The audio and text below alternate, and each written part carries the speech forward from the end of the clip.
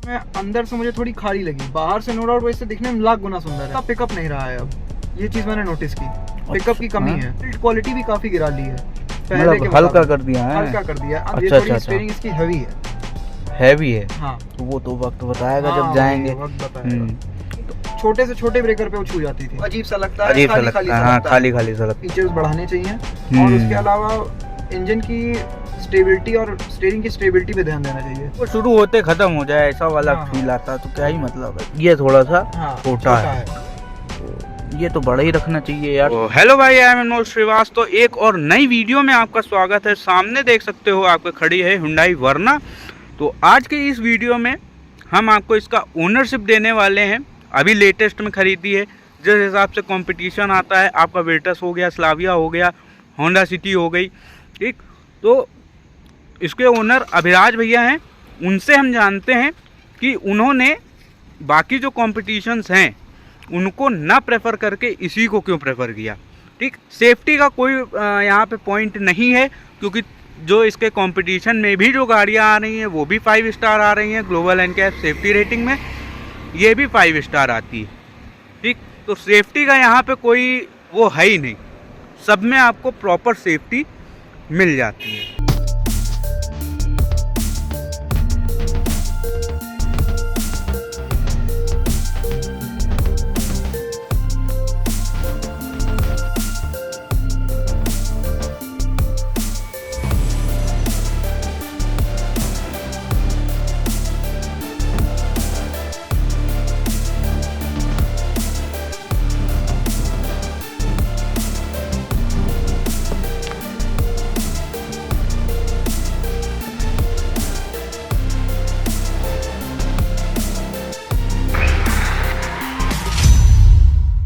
तो सबसे पहले तो ये बताइए कि ये पड़ी कितने की? ये हमको 16 लाख की पड़ गई। 16 लाख की पड़ गई। तो 16 लाख में अगर बात की जाए तो वेटस भी आ जाती है, होंडा सिटी आ जाती है और स्लाविया आ जाती है। तो वेटस स्लाविया तो मैं मान सकता हूँ दोनों एक ही गाड़ी हैं, तो एक ही लेके चलते हैं, चाहे वेटस ले लें स्लाविया ले लें। होंडा सिटी एक अलग उसमें आता है। तो होंडा सिटी पे ना जाके इस पे जाने का क्यों? सबसे पहले मेन रीजन था एक तो फीचर्स का। अच्छा। होंडा सिटी उस प्राइस पॉइंट पे वो फीचर्स ऑफर नहीं कर पा रही जो ये वर्ना कर रही है। एम्बिएंट लाइटिंग से लेके म्यूजिक सिस्टम से लेके हर एक चीज मेरे को इसमें बेटर मिल रही है। ओके। एम्बिएंट लाइटिंग पहली बात तो उसमें मिलती नहीं है। म्यूजिक सिस्टम भी उसमें आज सच कुछ खास मिलता नहीं। इसमें सोनी के स्पीकर्स मुझे मिल जाते हैं। ओके। वायरलेस चार्जिंग के साथ साथ ये आपका डिजिटल इंफोटेनमेंट मिल जाता है और डिजिटल ये मिल जाता है MID स्क्रीन मेरे को। MID, हाँ।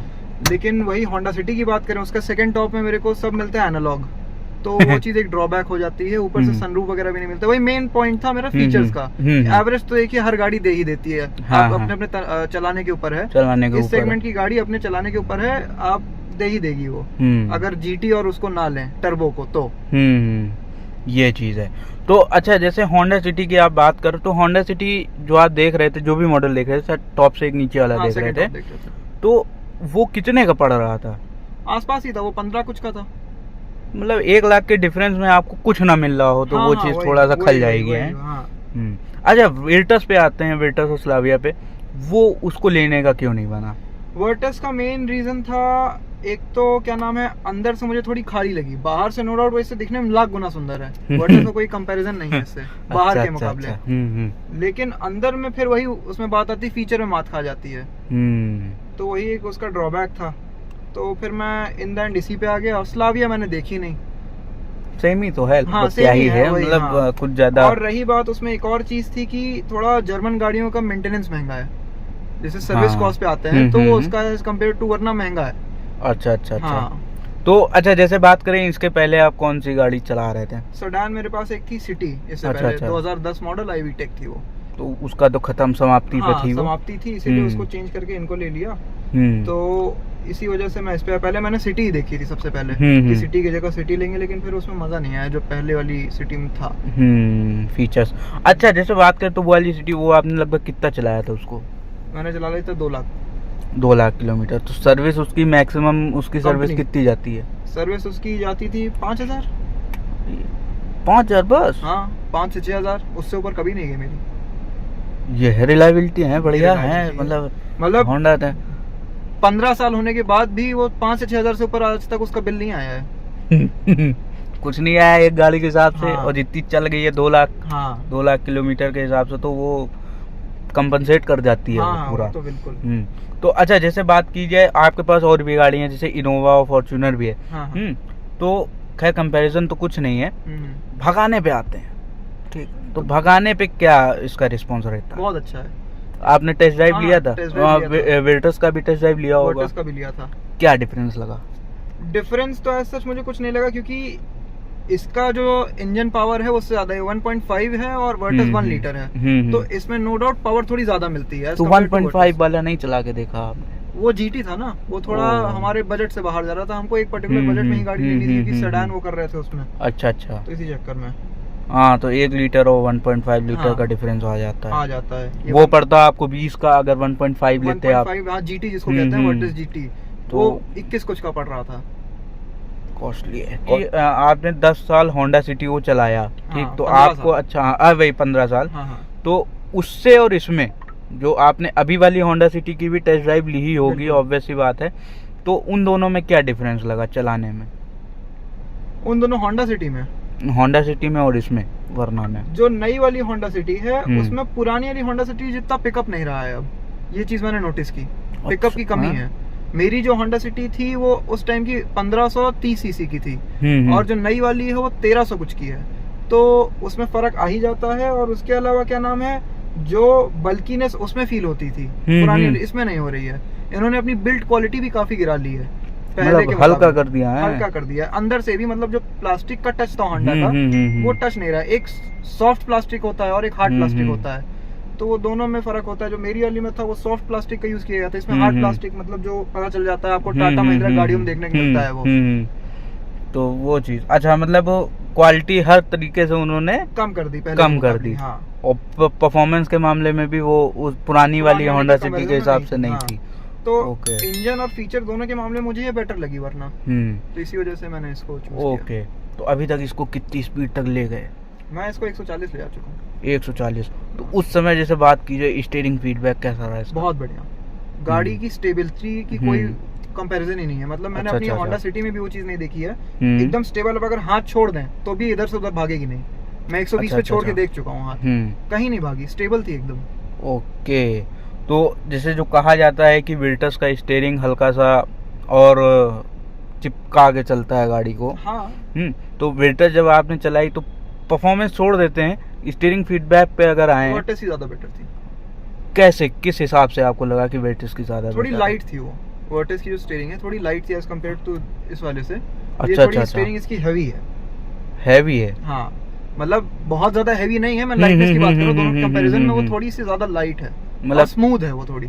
ओके, चिपक के चलती है। ये तो बात है। विल्टस की हैंडलिंग के तो भैया सब दीवाने एक तरीके से कह सकते हैं कि वॉक्सवैगन की हैंडलिंग कोई नहीं दे सकता, वो इतना छाई हुई है।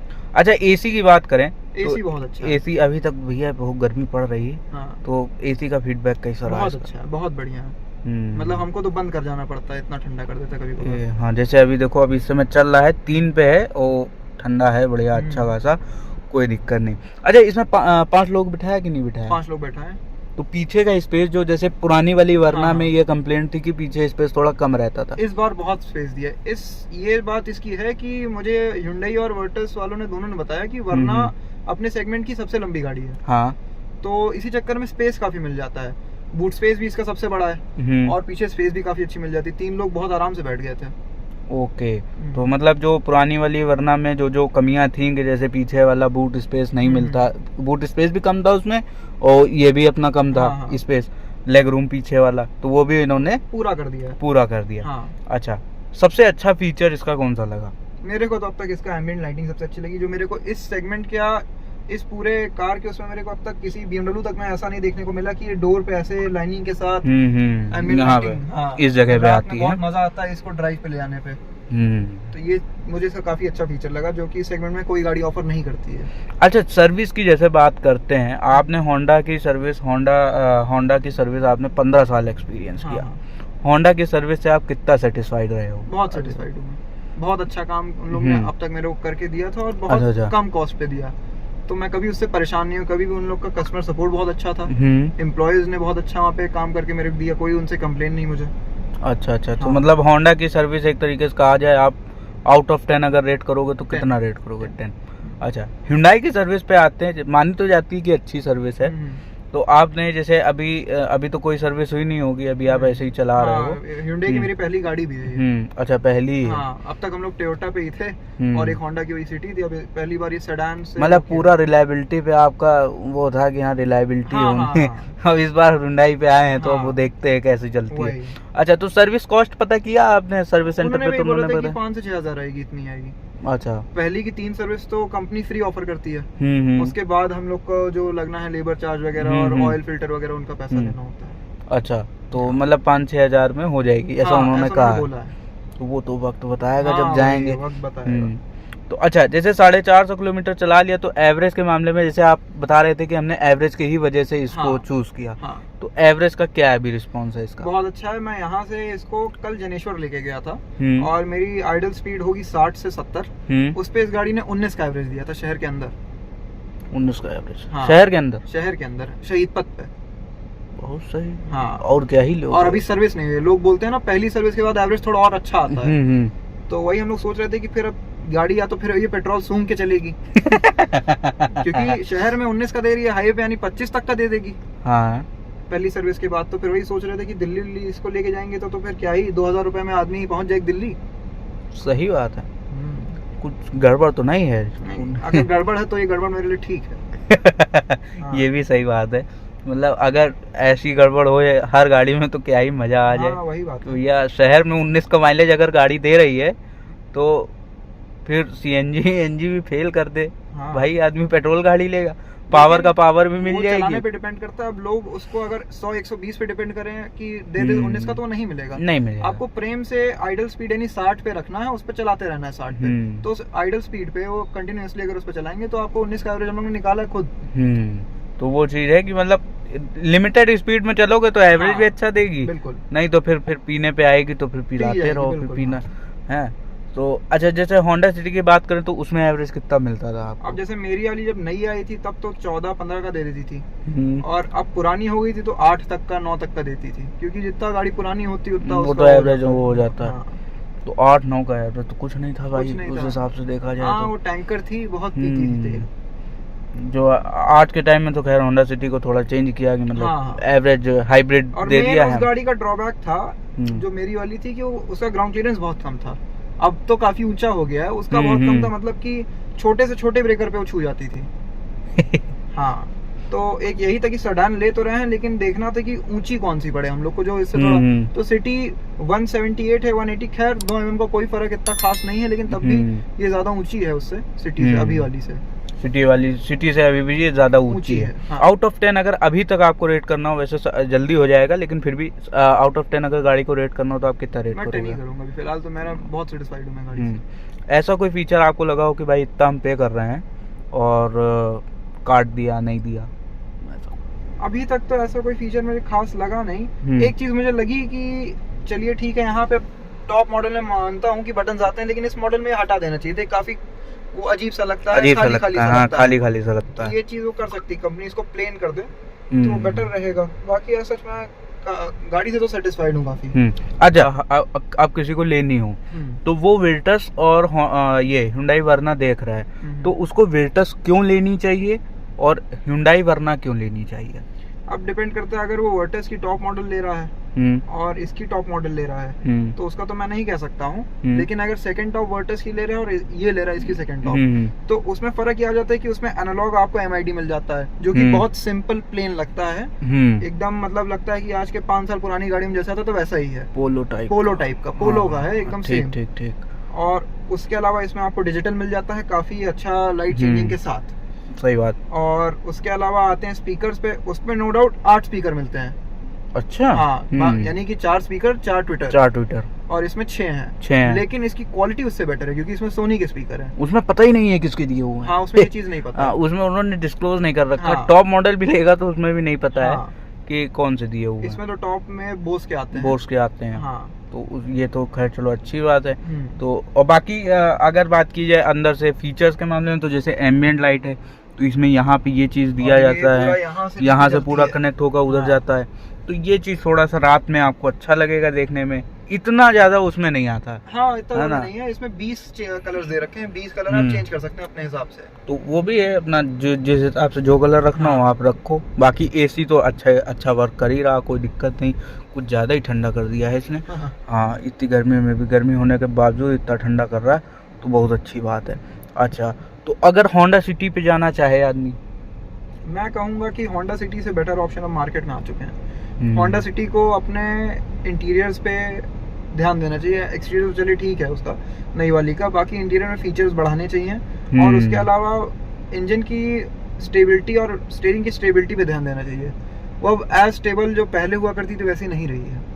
अच्छा, हाँ, मतलब हर तरीके से क्वालिटी में स्टीयरिंग को छू के और इसके स्टीयरिंग को छू के अपना फर्क पता चल जाएगा। उसका स्टीयरिंग थोड़ा इससे हार्ड है।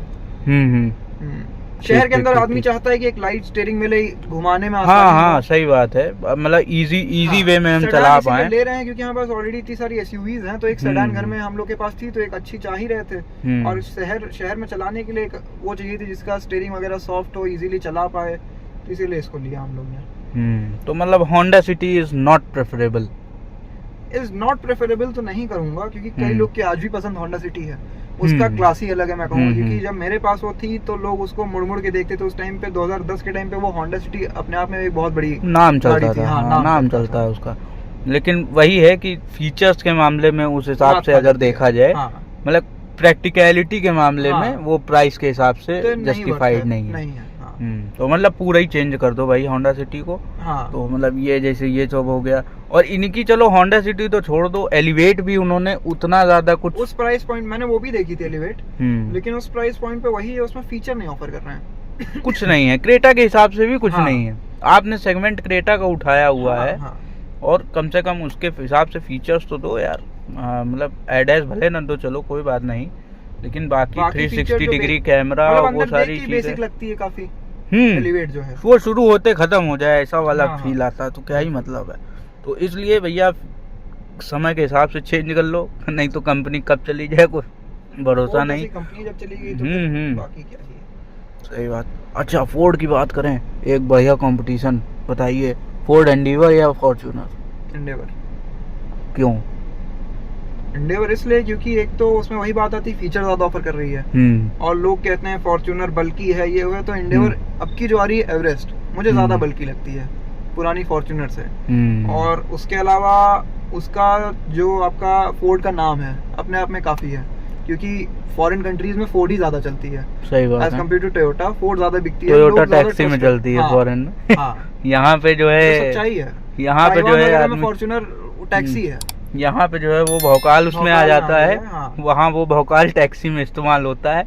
तो भैया इसलिए थोड़ा सा अब हम खुद 25 में अपनी फॉर्च्यूनर तो रखेंगे, लेकिन एक एंडेवर भी लेंगे। एंडेवर ले लेंगे। हमारा अभी नई गाड़ी का प्लान हो रहा था एसयूवी में, लेकिन वही रुके हुए हैं एंडेवर की वजह से। आए तब ले। चलो जब आएगी तब उससे उसकी भी बना लिया जाएगा। तो आउट ऑफ 10 अभी आप इसको 10 रेट करोगे ना? ठीक है, तो प्रेफरेबल है, जिसको जो लेना चाहे ले सकता है।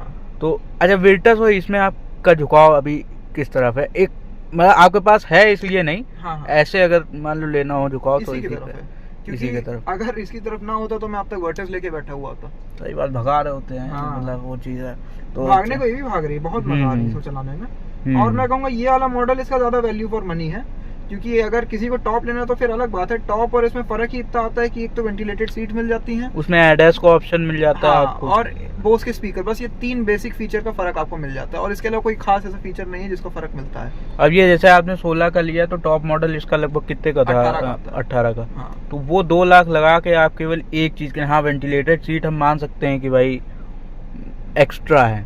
बाकी जो चीज है एडएस का, मुझे नहीं लगता इंडिया में कोई काम नहीं है। चल रहे हो कब कौन कहाँ से आ जाए तो वो कोई फायदा नहीं है, एडएस काम करेगा नहीं। स्पीकर की तो एज सच मैं कहूंगा कि बहुत बड़ा डिफरेंस नहीं मिलता है, क्योंकि उसमें अगर बोस का तो इसमें भी सोनी के मिल जाते हैं काफी अच्छे स्पीकर्स। हम कहते सोनी के भी हैं, अगर हमको चेंज भी कराना हो तो हम बाहर से लगा 50,000 रुपए लगा के हम इसमें आराम से बाहर से करवा लेंगे।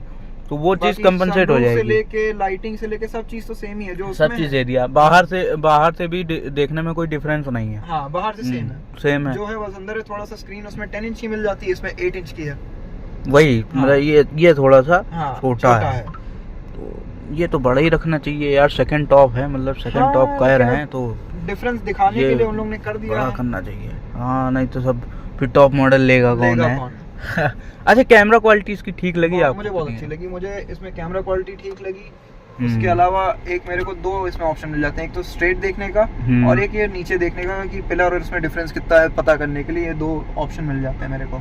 बाकी टॉप में 360 आता है शायद, वो तो खैर अलग ही है हाँ, टॉप मॉडल में। लेकिन मुझे कैमरा की 360 क्वालिटी ठीक लगी, अच्छी है। कैमरा क्वालिटी आउट ऑफ 10 नहीं थोड़ी बेटर हो थोड़ी सकती बेटर थी, होती मतलब थी, हाँ। जैसे इस समय जो टाटा का कैमरा क्वालिटी आ रही है वो मतलब टाटा level गाड़ियों है, में हाँ। वो नेक्स्ट लेवल है। हाँ। मतलब समझ लो ऐसा लगता है कि क्या फोन धर दिया है अभी हाँ कोई। हाँ तो बिल्कुल। वैसी क्वालिटी टाटा और इवन मैं कहूँगा मेरी टोयोटा गाड़ियों में इससे बेटर कैमरा है। टोयोटा में तो खैर कोई सीडेन आती ही नहीं है तो कोई बात नहीं आती है, कैमरी आती है, कैमरी आती है और एक आपकी वो आती है, क्या नाम है, ऑल्टेस आती है छोटी सी सेडान में। ऑल्टेस से कुछ और नाम तो मैं भूल रहा हूँ। यारिस हो गया, यारिस नाम है, यारिस जो अभी लॉन्च किया इन लोगों ने करीब 2 साल पहले। ये वो कॉस्टली होगी, कॉस्टली भी है और उसमें फीचर वाली टोयोटा के फीचर नहीं देती है साला। इंजन देगी फीचर हाँ। नहीं देगी, फायदा क्या है यार। वही लेकिन लेने वाले ले रहे हैं, जब लेने वाले फॉर्च्यूनर ले रहे हैं तो हाँ, भैया बिल्कुल। जब 50 लाख उसमें खर्च कर सकता है आदमी बिना फीचर के, तो कोई बात नहीं है। चलिए तो यही था इसका वीडियो। उम्मीद है आपको इस गाड़ी के बारे में पूरी जानकारी मिल गई होगी और ये भी पता चल गया होगा कि Hyundai वर्ना क्यों अपने सेगमेंट में नंबर 1 बनी हुई है। इसीलिए बनी हुई है क्योंकि जिस हिसाब से आप वैल्यू पे कर रहे हो इस गाड़ी की, उस हिसाब से आपको सारी फीचर सब मिल रहा है। वही बात। तो इसीलिए आपको ये लेना चाहो तो भैया ले लो धड़ाधड़, कोई दिक्कत नहीं है। विटस लेना चाहो तो अगर भगानी है और आपकी जेब में गड्डी है अच्छी खासी, मतलब मेंटेन करने के लिए उसकी जो सर्विस होती है वो इससे तो महंगी ही होगी। अगर इसका 6 लग रहा है तो उसका आपका 15 लगेगा। तो अगर आप इतना करने के लिए तैयार हो तभी आप विटस और स्कोडा पे जा सकते हो। तो मिलते हैं नेक्स्ट वीडियो में, till then take care and bye.